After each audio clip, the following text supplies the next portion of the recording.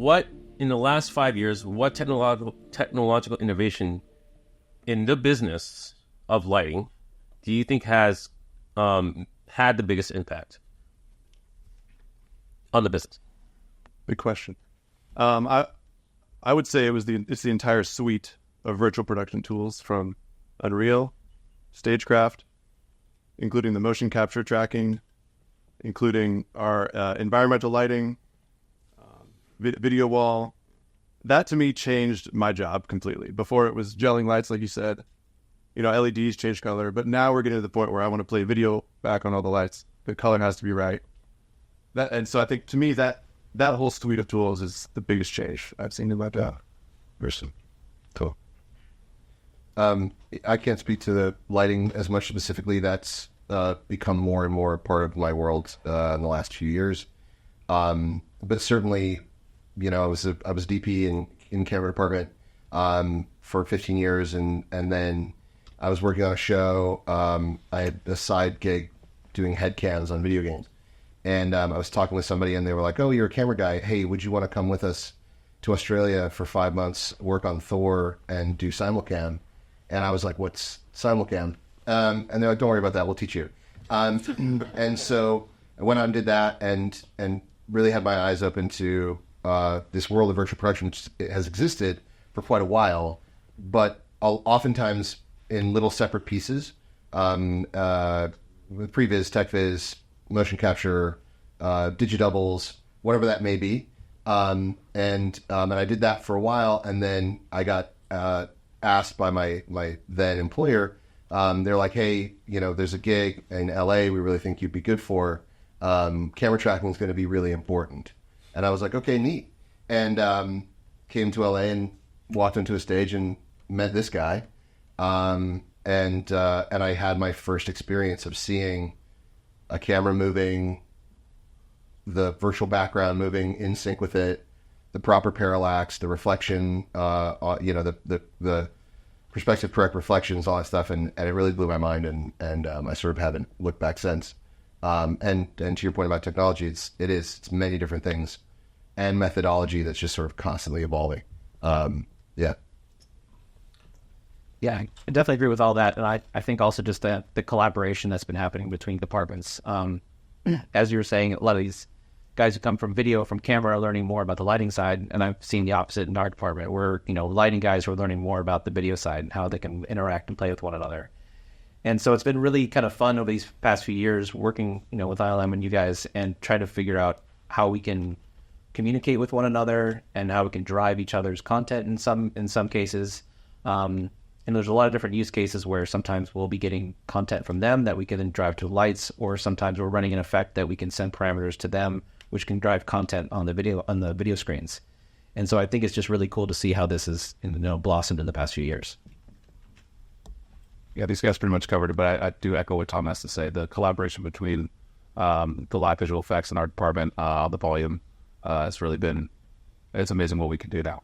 And that it works well with the kind of traditional way that we would communicate in our workflow on set, the integration. Don't have to change too many things. And it even goes beyond just, those of us on the film production set. It's extending into more of the previs side of things, and even in the post-production visual effects departments.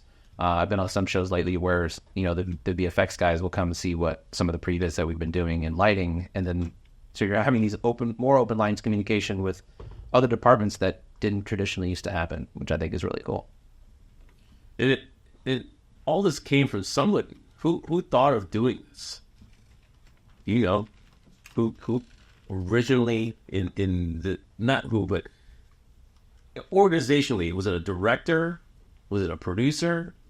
Was it For our show? Yeah. I think it was Favreau and John Favreau and Greg Fraser were like that was the beginning. It was an idea, then they ended up having the technology catch up. And our show was like the first one that could kind of encompass all of it at the same time. Yeah, because we've seen pieces of this, right? Like under many different people, under Cameron. You've seen 3 or 4 or 5 or 6 elements of virtual production utilized throughout varying stages of the process in pre-pro, in previs. And then, you had that moment both what you showed with gravity. You can also go back to go back way further and talk about Kubrick and perspective photography and projectors and all that. Yeah. But I know that there were these little moments that kind of kept happening, these spark moments on Rogue One, playing back hyperspace and seeing how it plays across the panels and all that stuff. Like there are all these moments where there were sort of sparks of you had assembled many of these pieces at one time, and I think it was like the picture was starting to form. Could you put all of them together at one time and utilize all of them from the beginning of the process all the way from the beginning of pre-production all the way through post-production? Could you continue to utilize these? And there were obviously many things that had to happen to make that possible. But to your original question about what is the thing, it's like at some point these things started to be capable to technologies and the departments who were starting to get used to it. Things started to be capable of communicating, which then I think because of people started fostering that communication. And I feel like that was sort of what started to make it all click. Right.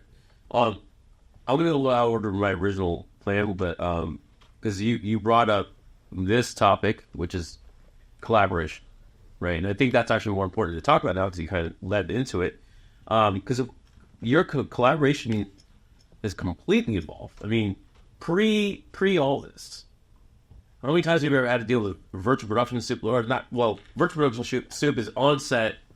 It's really an Onset VFX supervisor, right? I mean, there's differences, but essentially you're trying to marry all these elements together to make it all work on set, right? But how many times have you had to talk to anybody outside of camera or lighting department, before all this? I mean, VFX was like, oh, is that blue screen lit evenly enough for you?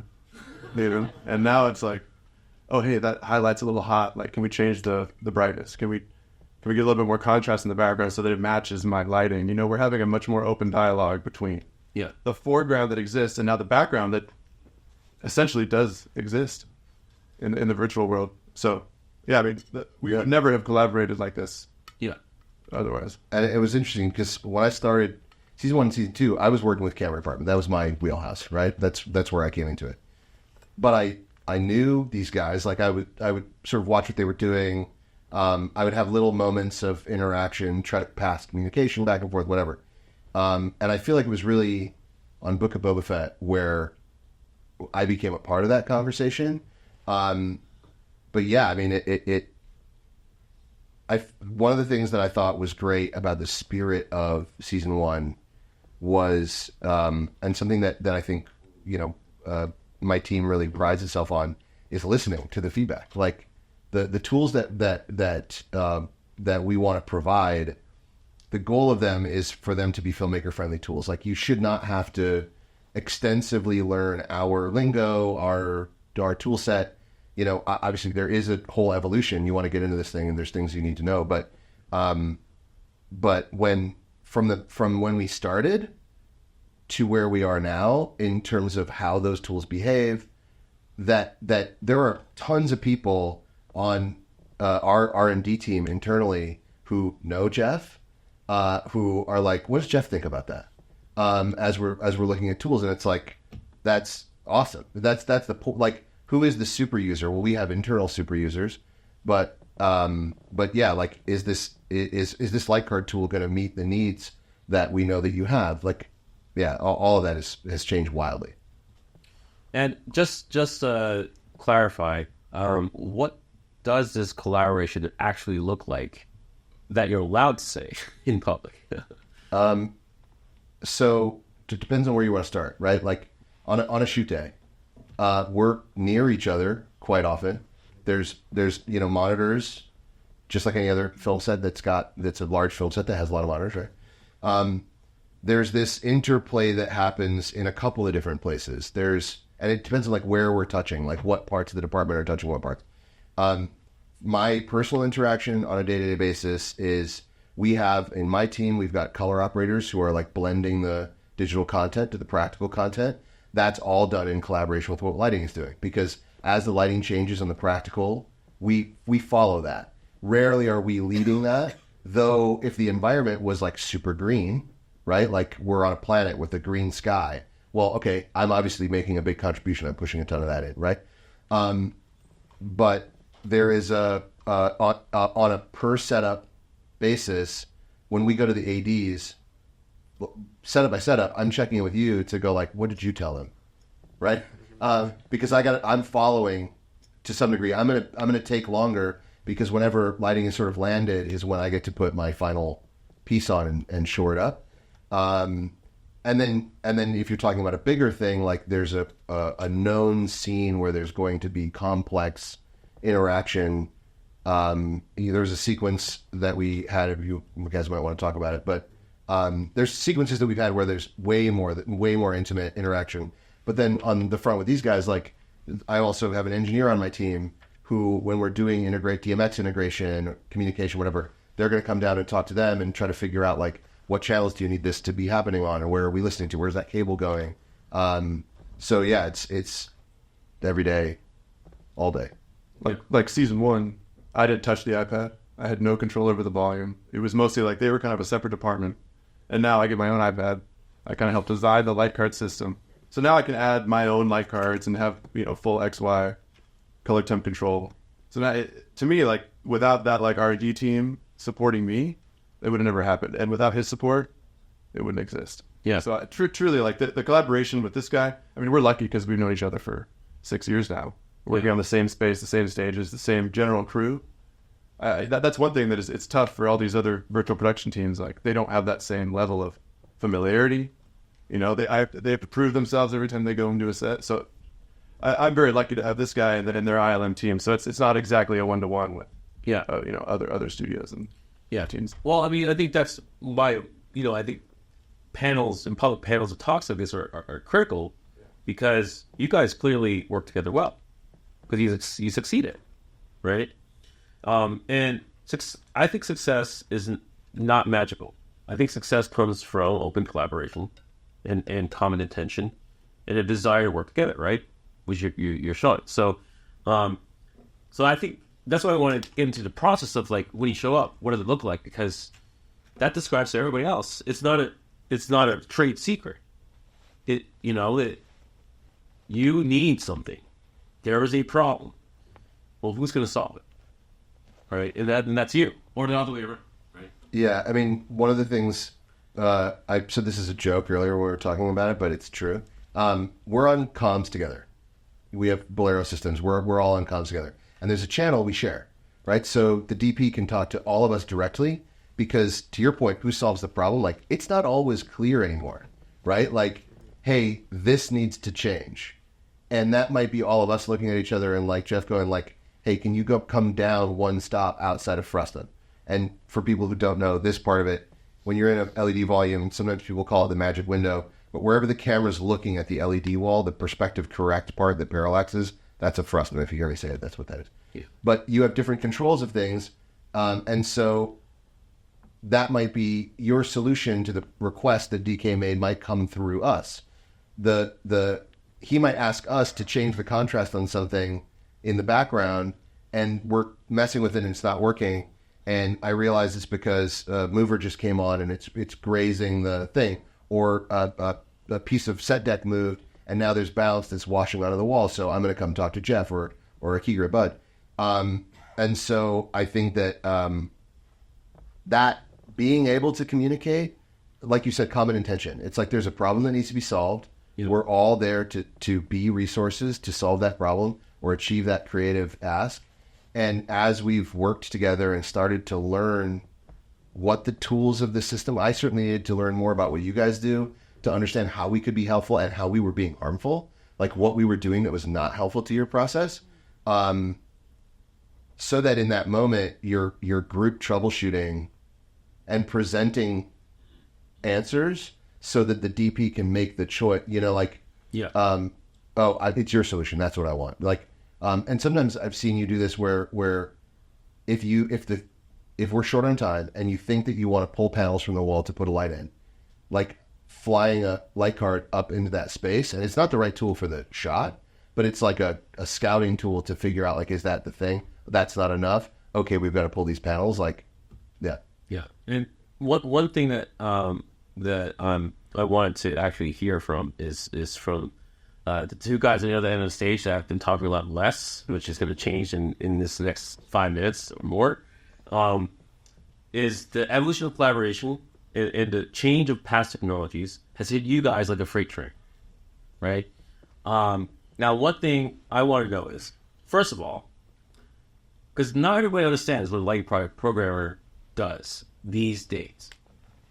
10 years ago, 5 years ago, 4 years ago, people called you board ops. They called you lighting console programmers. Are you still board ops and lighting console programmers, or what has changed in your life that makes you call yourself a lighting programmer, especially in this context? Well, it used to be, I call myself a lighting programmer. Lighting console programmer is still appropriate. I think we still use consoles as our primary means of control. I won't say the lighting desks are necessarily a new type of equipment, a machine that's out there. It's been out there for a while, but I think the utilization is so much higher now, especially on the shows like that we've been working on. A lot of times you were adjusting levels primarily, and then with LEDs came out, you used a lot of color adjustments, but still existing in, the white space. You might go tungsten for this scene, and then it might be daylight for another, and all your lights are, basically the same color temperature. But nowadays, all the lights we use on these shows are full spectrum, all LED, and not only do we have different colors all over the sets, and a lot of these sets in the Star Wars shows will have upwards of 500, 1,000 fixtures, practical fixtures built into the sets. They're all blinking, they're all doing small effects and stuff like that. So there's just a lot more light programming going on. Not even talking about the lights that Jeff's using to light the actors, just built in general, or to do IBL. If we're using large pixels arrays for IBL, or sending video out to some small clusters and video panels. It also extends into like props and stuff too. Yes. Sometimes a character will be wearing like a headlamp, or in our case, it might have some lightsabers or something, and we're having control of all that as well. So we're, again, not just interfacing with video guys, we're interfacing with costumes, we're interfacing with props, and it's like you said, it's this evolution of collaboration between all these different departments that are all kind of working together, which I think is really exciting. And seeing it, we're all there to make this the movie or the show, and I like seeing this collaboration happen. Yeah, and just to clarify, when I watch any one of these shows, and there are things that lit up, that's all you controlling them, right? Mm-hmm. It's not just on. It's not, it's not the production design department. It's not production design that controls it. They might build it into their designs. Yeah, for any sci-fi, project that's out there, you're going to have some spaceships, a lot of button panels and stuff, and we have an amazing fixtures department who will work tirelessly soldering all these button panels up, and so we'll have sets that, I think one of our sets reached over 10,000 individually controlled buttons and LEDs on there. And so it's, it's a lot of sitting in there, and there's a lot of data entry and figuring out how we're going to make this work, and how are we going to, control this in something that's tangible, that's something that's tenable, that we can actually operate on set. So that, on the day, Derek and Jeff can sit there and they can make changes on a kind of global basis. So let's bring down this side of the ship, or you can go panel by panel and bring down this section. Or if one light's really just pinging the lens, you can get down to the nitty gritty and find that one diode and tweak it, as needed. And Tom isn't just making overall lighting plots. Like, Tom makes button panel cards. So I'll have like 14, 15 different sections of button panels, all labeled. And he draws them out. They're all beautiful photos. So what you're saying is you need to be an OCD level of person. Yeah. That says a lot about you, Tom. Just the amount of data that we've been having to kind of control has grown exponentially. And now with image-based lighting entering more of the part of the equation, it's only getting bigger, it seems.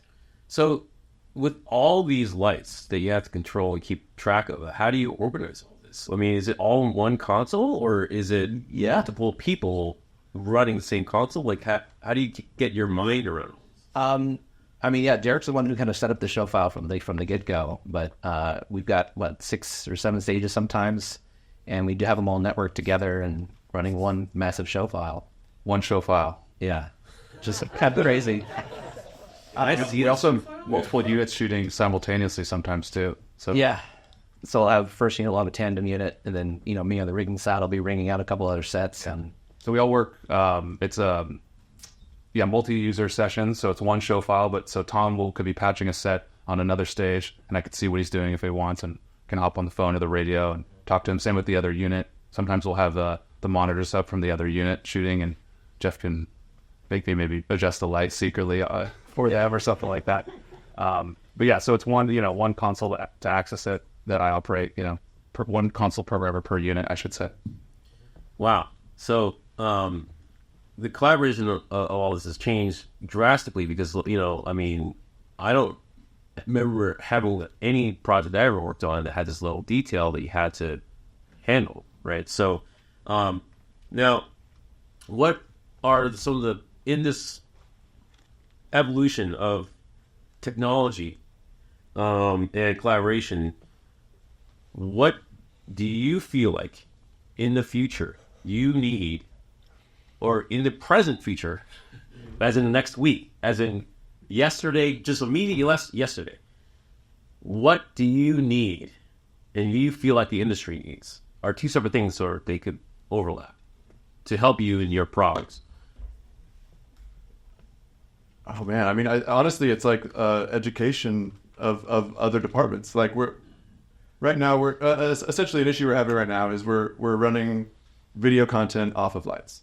So we need to make sure that video content is the right color, and there's the right contrast, the right gamma, and everything. And these are terms that normally a DIT uses, and now we're needed to learn it. So to me, I'm like, we just want to make that whole crossover easier. Yeah, we're now dealing with these panels, and we're playing back content from Justin, where we're getting direct feed from the volume. So we're taking a virtual camera and putting it onto our lights so that we can output full spectrum color and not just RGB. Yeah. So to me, like that's the thing. We're all learning a new skill, and I'm coming at it from a gaffer perspective where I understand color science from like the full spectrumness of it, but I don't necessarily understand every color space that video's outputting and the gamma curves. But that's what we're learning right now. And now I'm realizing, like you've talked about, you've been an advocate for DITs in the lighting department, and I'm seeing that almost needs to be somewhat of a middleman job between his desk, our desk, and and being able to understand the color pipeline. That's normally we just have a light that has color science built in, and now we're needing to send it the correct color science. So that would be my thing. That's the future. We need to figure out a cleaner way of doing that, and also just learning more about it. Educate us, Tim.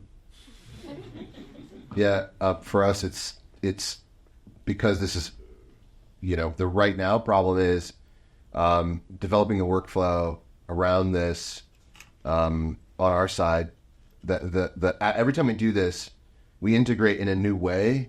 We find some new way in which the system was never designed to do this, and so some new stumbling block. I think like there was one time we tried to connect via DMX to control a fire light gag inside of the engine, and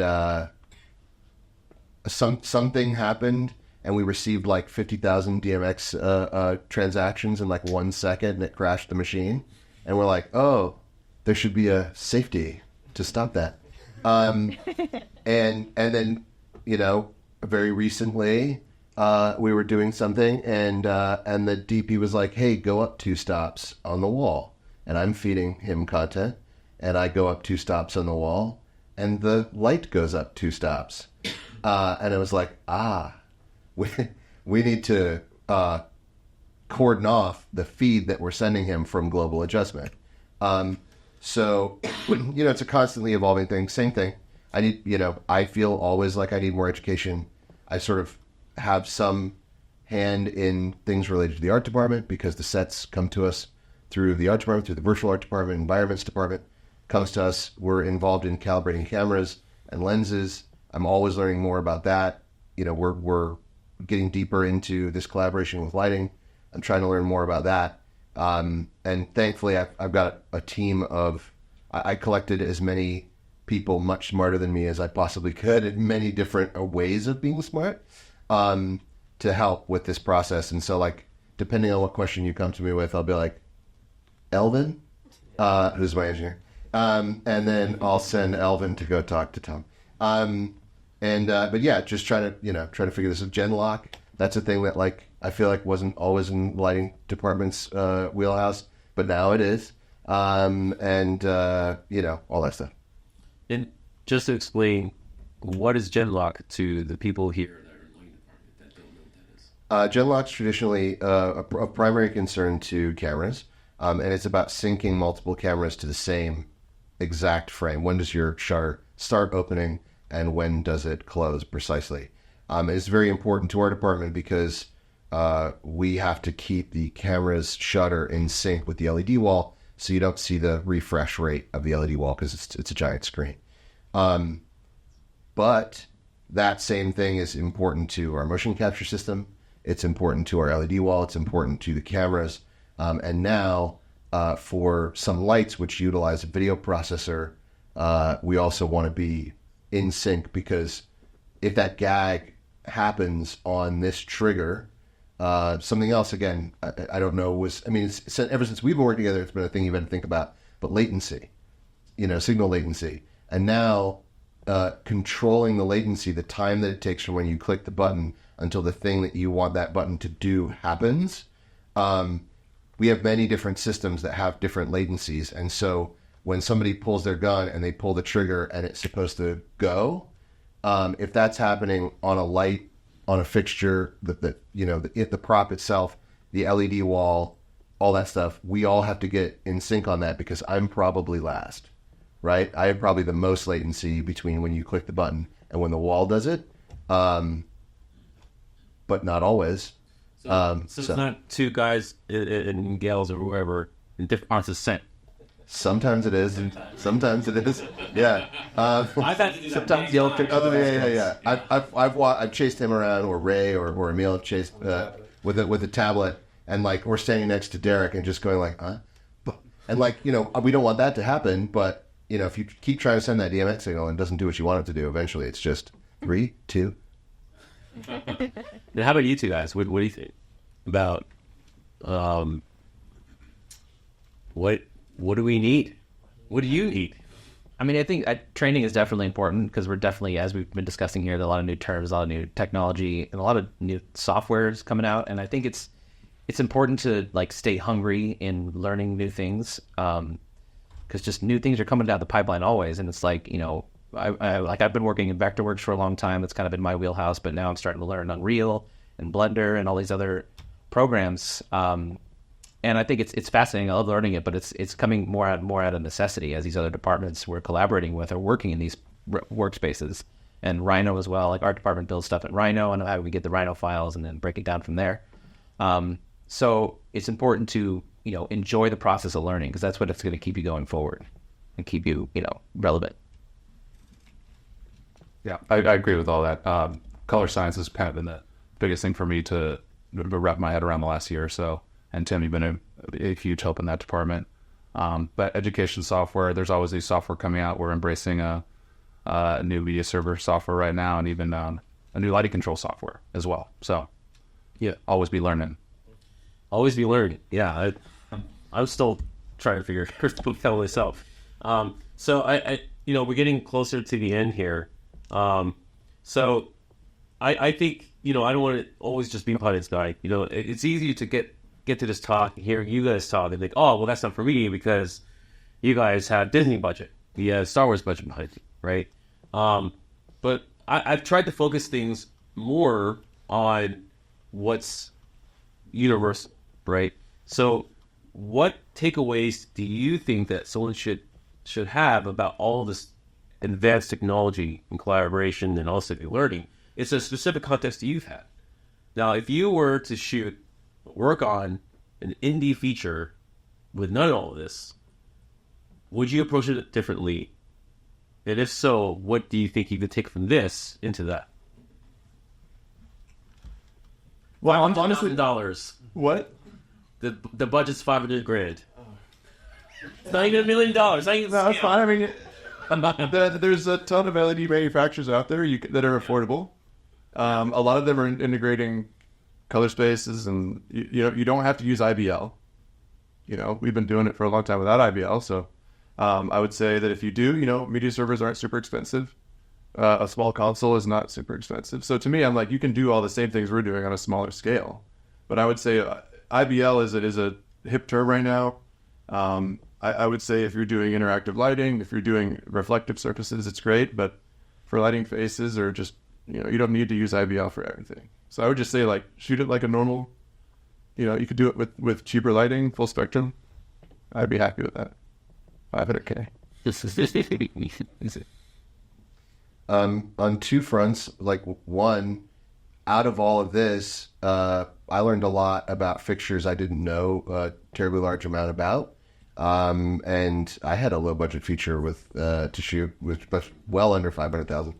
And I ended up with a couple of full spectrum light sources because I knew that I had all these scenarios that I had to go into where the light I needed was from 1 second to the next was red or blue or whatever it is, and I could match the colors of. I had to lean into what was available and then augment that. And so it did a scene in a baby's room, and they had this bizarre, sort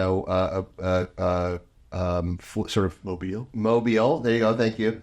That was a very, very bold red. And I was able to use this tube light, dial it in, and get the job done. On the virtual production side, there's a bunch of stuff that's entry level. There are ways to get your hands on some of these engines that are either free or very, very cheap. You can use iPads and iPhones, the accelerometer in those, to do virtual scouting and start learning that process. I've got a coworker who is the operator from Brad, from season 1 onward, brain bar supervisor, who then went and built a volume in his house with a TV, set up a TV, and got one of those like little motion control sliders with the thing, and put a still camera on it, and he can project a frustum and shoot with that. And so on the front of, like, if you want to learn this, you can learn every single element of it, tracking the render engine, the whole workflow in your house. And obviously it gets more complicated at scale, but you'll know all the fundamentals of sort of every piece of the process, and it's possible to do in your house. I think, circling back to the always be learning, I think that's very important. And even if you're like a lighting team coming into a volume set and you have this brain bar with all these engineers and guys who know so much about all this actual virtual production stuff, I think it's important to really kind of introduce yourself to those people and have some open lines of communication to try to get a relationship working with it. And as Jeff was saying earlier, we've got the good fortune of working together for many years now, so we've got this great rapport. But, you're not always going to have that walking into an LED volume stage. So I think, introducing yourself and getting the team collaborating early, I think is going to set you up for success. These guys kind of covered it all. But I would say low budget. Sometimes you don't always need a lighting programmer. Sometimes you don't need that. Sometimes you don't even need a full console. The gaffer has a lot of power with these iPad DMX output softwares, and even some of the more affordable desks are great. Don't feel like you need a Grand MA or a Hog, to turn on your lights. Oh, great. Well, before we close, I thought I'd have one or two questions, if there are any. No. I see a hand up right over there.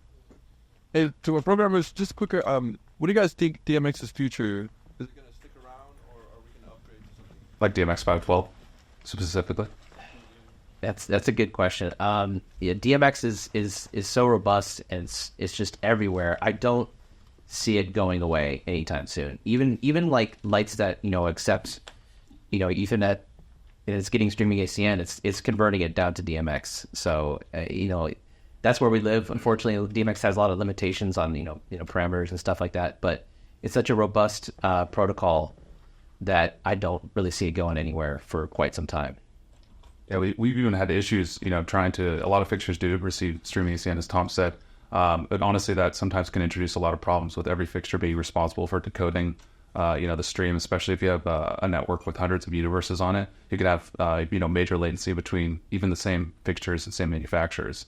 So at the end of the day, converting to DMX, for the last mile or the last few feet, tends to be the most reliable and give us the best results, especially with image-based lighting or interactive lighting. If you have an explosion effect or fast strobes or something where most of your rig needs to be synced, having your set being controlled by only a handful of powerful nodes is way more reliable than running streaming ACN through fixtures, or God forbid passing through fixtures, which can add latency there, obviously.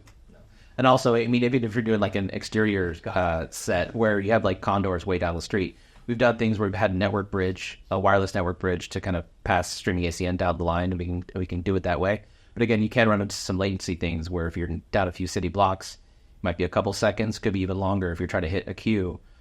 Whereas if you can kind of fit a condor within a single universe, you can much more easily transmit a universal wireless DMX and a more rock solid connection there. Great. Well, there was one question. Yeah.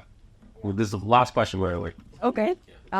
So my question is essentially about the fact that we're like, organized labor union. I'm in 728. And just wondering, I hear a lot. I just got it. I hear a lot about how we used to be, just dump a cable and, turn on hot lights. But now we are technicians and really programming and networking and doing all those things.